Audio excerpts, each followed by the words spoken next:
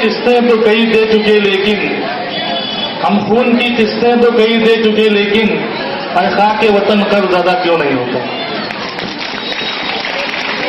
मैं डुमरियागंज से चल के आया हूं आपके जज्बे को सलाम करने, आपको मुबारकबाद पेश करने कि मुल्क के इस हालात में आप लोग अपने घरों से निकले और आज ये आंदोलन इतना बड़ा आंदोलन हो चुका है कि शायद हिंदुस्तान के इतिहास में कभी इतना बड़ा आंदोलन नहीं हुआ था। मैं ये कहना चाहता हूं, मेरे ग्रैंडफादर काजी अजील अब्बासी साहब और काजी जलील अब्बासी साहब एक अजीम मुजाहिद आजादी थे, जिन्होंने हिंदुस्तान को आजाद कराने में कई महीनों की मुशक्कतें झेली, जेलों में बंद रहे। उसका सिला आज हमें इस हाल में मिल रहा है कि हमसे हमारी पहचान पूछी जा रही है। आप सभी को मालूम होगा कि 15 अगस्त 1947 को जब ये मुल्क आजाद हुआ तो उससे एक दिन पहले 14 अगस्त 1947 को हमारे देश का बंटवारा हो गया था, एक अलग मुल्क पाकिस्तान बन गया था।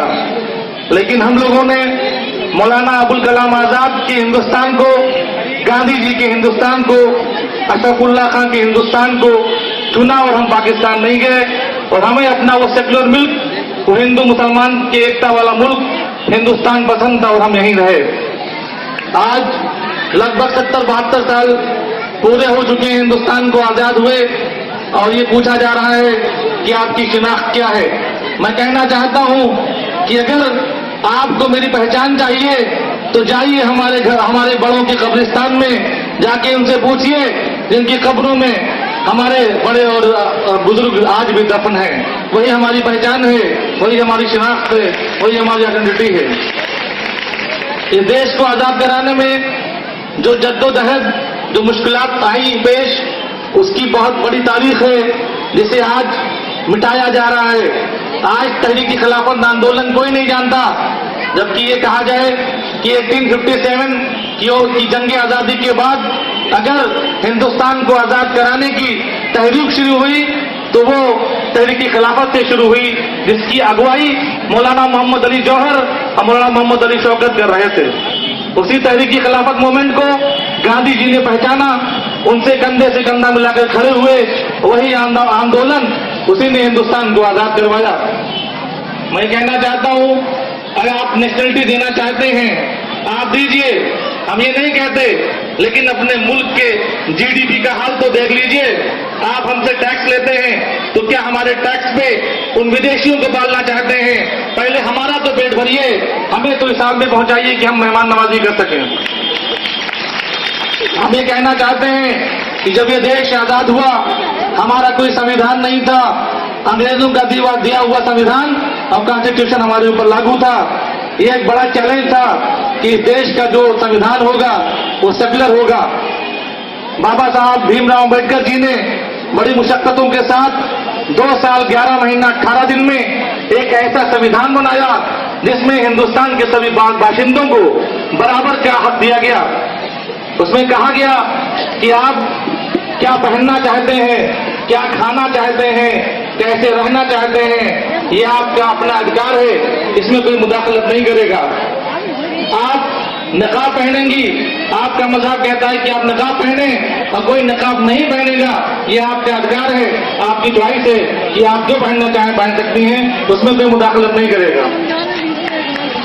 आप वेज खाती हैं या नॉन वेज खाती हैं, ये भी आपका अपना अधिकार है, उसमें भी कोई मुदाखलत नहीं कर सकता, क्योंकि ये भी हमारा अधिकार है। तो बाबा साहब भीमराव अम्बेडकर जी ने जो संविधान लिखा उसमें हर मजहब, हर वर्ग, हर जात, हर क्षेत्र के लोगों को एक बराबर का अधिकार दिया गया। लेकिन बहुत अफसोस के साथ कहना पड़ रहा है कि आज उसी संविधान के साथ छेड़छाड़ की जा रही है और हम ये वादा करते हैं और यहाँ से ये ऐलान करना चाहते हैं कि हम उस महात्मा गांधी के हिंदुस्तान को, उस जवाहरलाल नेहरू के हिंदुस्तान को, उस जो अबुल कलाम आजाद के हिंदुस्तान को और उसके सेक्युलर किरदार को किसी भी हाल में खत्म नहीं होने देंगे। आप यकीन करिए, और मैं यहाँ से कहना चाहता हूँ कि आंदोलन सिर्फ मुसलमानों का आंदोलन नहीं है।